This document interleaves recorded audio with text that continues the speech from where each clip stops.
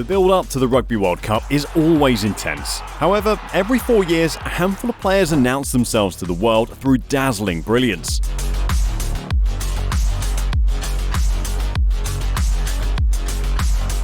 Join us for this video as we look at the unsung heroes of Rugby World Cups, players that do the impossible and announce their names to the world.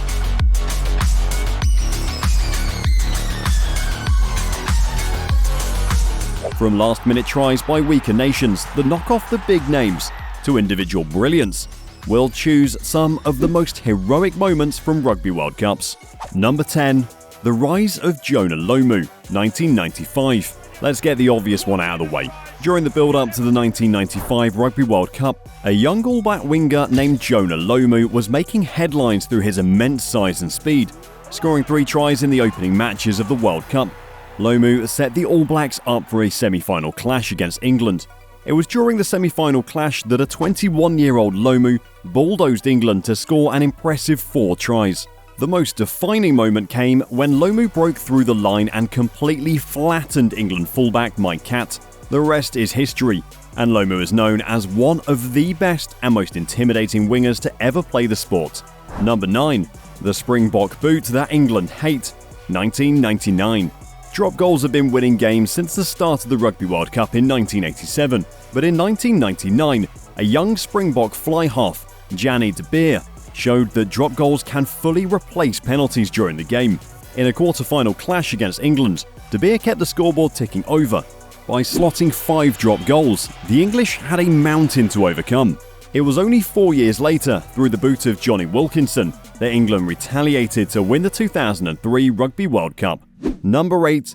The student beating the master at home, 1991. During the 1991 World Cup, teams that did not previously qualify for the tournament now had the opportunity. It was a young Western Samoa team that stood up and knocked out Tonga to make it to the tournament. Whilst hopes weren't high for them, the Samoans met the Welsh at Cardiff during the pool stages. Many pundits would point to a controversial try being awarded, but the rest is history. Western Samoa knocked off the Welsh by 16 points to 13. It's still regarded as the first true shock of an underrated nation, defeating one of the top-tier teams. Number 7. How did the French end up in the final? 1987. The first edition of the World Cup hosted in New Zealand went according to script, with the All Blacks hoisting the trophy. The big shock came during the semi-finals, when the Wallabies were facing the French. In what should have been a Wallaby All Black final, the French had something to say. With the game tied at 24 apiece and only 6 minutes left on the clock, a young Serge Blanco would seal the game. Through a 75-metre counter-attack, starting deep inside his own half, the young fullback managed to dive over in the closing minutes, sealing a first French All Black final. Number 6. Morlock cementing his name as a Wallaby legend, 2003. The 2003 World Cup will always be remembered for the Wilkinson drop goal, but the Wallabies pulled off one of the biggest upsets against a star-studded All Black lineup. It was early in the game when All Black fly half Carlos Spencer spotted an overlap in what would have been a spectacular cutout pass. The Wallaby centre intercepted. Morlock ran an impressive 80 metres without anyone laying a finger on him. Then, thanks to the boot of Elton Flatley, the Wallabies sealed a 22-10 win to make it to the final. Number 5. Nqobe Gwenya rounds her banner for a historic try, 2007. The United States is becoming a regular feature at the Rugby World Cup. Whilst the Eagles don't set the world alight too often, the 2007 Rugby World Cup changed all this. Nobody gave the Eagles a chance in the pools, and so it proved, after losing all 4 of their pool games. But a match against the Springboks would announce a young Nqobe Gwenya. Native to Zimbabwe, Gwenya had blistering pace, once clocking 10.5 seconds in the 100-metre dash. Whilst unknown to most of the world, it was in the 39th minute that an interception from Todd Clever set up one of the most historic World Cup tries. After receiving a pass from Eagles fly half Mike Hercus, Gwenya had one player in front of him. It was none other than the best winger at the time, Bryan Habana. Using his blistering pace, the Eagles winner rounded Habana before sprinting away and scoring one of the best tries the rugby world has ever seen. Number 4. Lebler crushing All Black dreams, 1999. when tournament favourites New Zealand went up against France in the 1999 semi-finals. Things initially seemed to go as planned. With an early 24-10 lead, the French dismantled the All Black defensive line, scoring 33 points without reply. Even a resurging All Black comeback could not prevent one of the greatest comebacks. The All Blacks managed a single consolation try through winger Jeff Wilson, but it was France who booked their berth in the finals. The final score was 43-31, leaving the All Blacks and the rugby world stunned. Number 3. A taste of their own medicine for France, twice. In 2007, with the 2007 Rugby World Cup rolling around, France was to be the host. While not exactly favourites, the French should have had it easy in the pool stages. Unfortunately, a resilient Argentinian team had something else to say about it.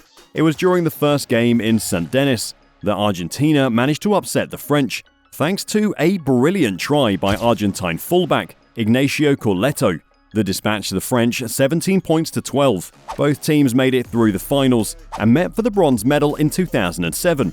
While many thought the French would exact their revenge, it was Argentina that had the final say. In one of the most dominant displays of running rugby, Argentina defeated France for a second time. The 34 points to 10 scoreline sent the Argentinian team home as bronze medal winners. Number 2. Another 4-year wait for the All Blacks, 2007.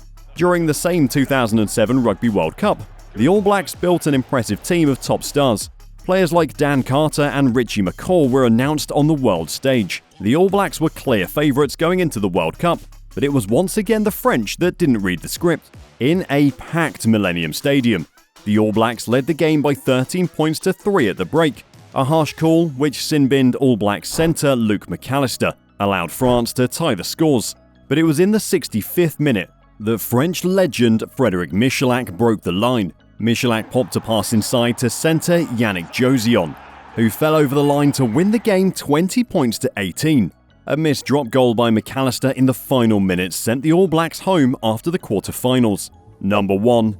Japan stuns the Springboks. The 2015 Rugby World Cup saw the All Blacks cruise through the pool stages and finals to win their third World Cup. One of the biggest challenges, the Springboks had what seemed to be one of the easier pools. Unfortunately, the Japanese team wanted to make a statement.